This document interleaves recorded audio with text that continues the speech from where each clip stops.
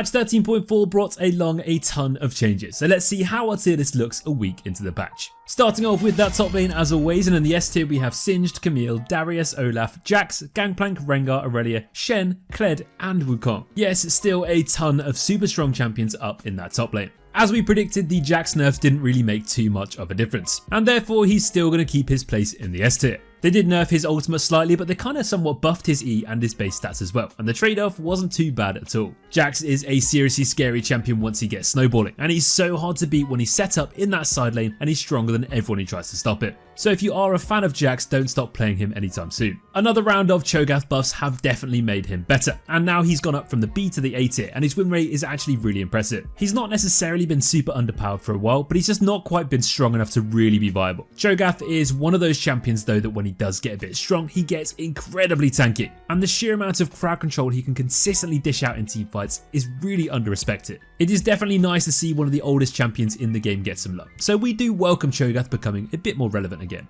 Just like Cho'Gath, Malphite also got another round of buffs, and very similar to him, he also got put up to the A tier from the B tier. Malphite is one of those champs that's just so useful no matter how far ahead or behind they may be, because all they've got to do is land one good ultimate in any team fight, and sometimes it can be enough to win even the most unwinnable game. Malphite still is a fantastic counter to a lot of difficult matchups that rely on attack speed and AD early on, with his armor and his E reducing attack speed. So if you are a fan of playing weak-sided top laners, give Malphite another go. The Riven buffs didn't quite live up to their expectation, and we've actually moved her back down to the A tier from the S tier. Now we did predict they'd go a bit better than they have, but if you are a Riven main, don't worry too much because she's still in a really good spot. She still has an amazing ability to snowball and roll through certain matchups, and her mobility and her damage and her burst and her sheer outplay potential always give those best Riven players the opportunity to win any kind of game. We suspect part of the reason why her win rate isn't quite as impressive is because she still does have a lot of really difficult matchups, but if you do manage to pick her in the right one, she's still absolutely awesome. Moving down to that jungle now then, and in the S tier we have quite a bit of a shift. In that S tier we have Nunu, Fiddlesticks, Jarvan, Rammus, Lee Sin, Wukong, Zac and Evelynn.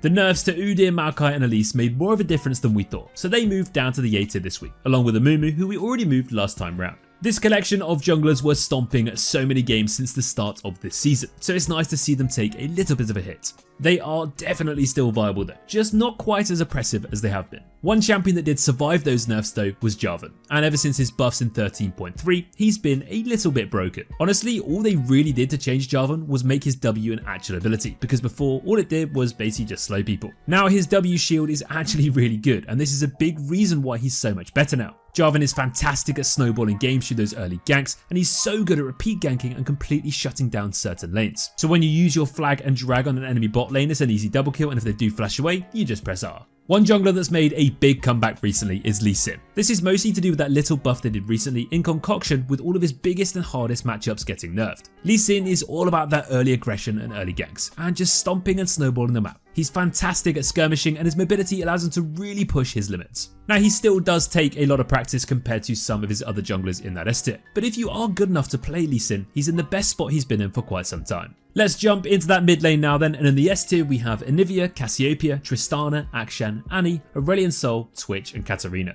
Yes, you heard me correctly, Cassiopeia, Aurelion Sol and Annie are all still absolutely bonkers. And another champion that's still broken is Anivia, even despite getting nerfed last week. From the changes we saw, we didn't really think they were going to make too much of a difference, and we're happy to say we got this one right. Anivia is still winning a lot of games. She just brings so much to the table in that mid lane, and she has everything you need right now. She thrives off the current itemization of Rod of Ages and Seraph's Embrace, she has wave clear, she has utility, and she scales incredibly well. One of the biggest things about Anivia right now is she doesn't really have too many difficult matchups either. Back in the day, you could either pick someone with hyper mobility and just roll all over her, or you could just pick someone that outranges her and bully her out of lane completely. But these kind of champions just aren't getting picked that often. Anivia is actually fairly simple to pick up and learn, so if you're looking for a new mid laner to go for, she's a great choice. And the more time you spend playing her and practicing her, you'll realise just how high of a skill ceiling she's got too. Another round of Orianna buffs just haven't quite made her any better. Patch after patch she gets these really small buffs, and they just aren't quite enough to really change her placement. She has good good damage, good utility, and a fantastic AoE crowd controlling and damaging ultimate, but it's just not quite enough, and she's just not quite as reliable and as consistent as her other mid lane peers. Now, if you are good enough at Orianna and you do get a little bit too fed during the early game, you're still going to pop off. There's still games where you'll love playing Orianna and she can seem really strong, but in reality she's really easy to put behind early game, and if you flash her ultimate, there's not too much she can do against you. Ahri's buffs this week have made her jump up from the B tier to the A tier, and she's getting back to her best again. The cooldown buffs to her ultimate have made a huge difference, and this is really what she needed to come back into contention. Ahri is just so reliant on that ultimate, not only for mobility for escape, but also as part of her damage combos as well. And after a huge period of domination in Season 12, she's just not quite been the same since. However, all those millions of Ahri mains will be happy to know that now she's in a much better position this patch. So if you forgot that she exists, here's a quick reminder to tell you to pick her up again.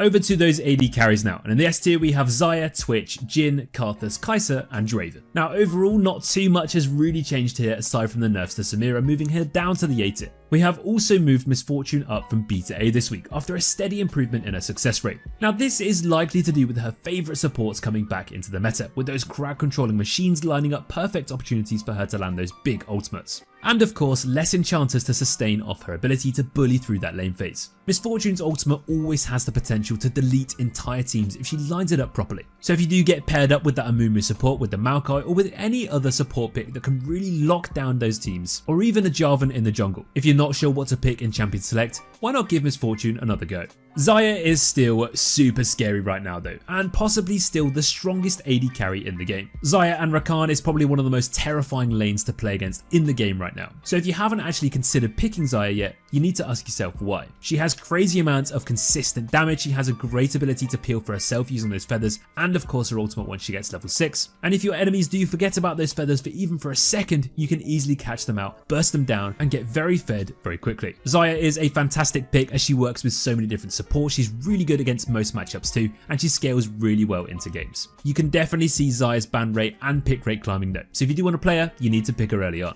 Finally, let's take a look at those supports now, and in the S tier we have Blitzcrank, Rakan, Nautilus, Annie, Pyke, Rel, Thresh and Maokai. Yes, those hooking supports are back with a vengeance, and the one who's seen the biggest improvement was Thresh after those changes he got last week. Thresh now has more damage on his Q and his E, his cooldown on his W is a bit lower, but it doesn't really matter because you're getting fed more often, those hooks are really hurting and those plays are hurting too. Thresh support has always been a ton of fun to play, and he just has so much to offer. He has been overshadowed by those enchanters for such a long time now, but now finally it seems like it's the time to main Thresh again. There are so many ways to be impactful on Thresh, whether it's playing aggressive with those hooks and flays or sitting back and keeping your AD carry alive with that ultimate and those lanterns. So if you haven't really given him a go since the changes in 13.4, pick him up again. Senna also got buffed in 13.4, and these changes have massively helped her out. Her win rate is climbing pretty aggressively right now, and she's a little bit sleeper OP.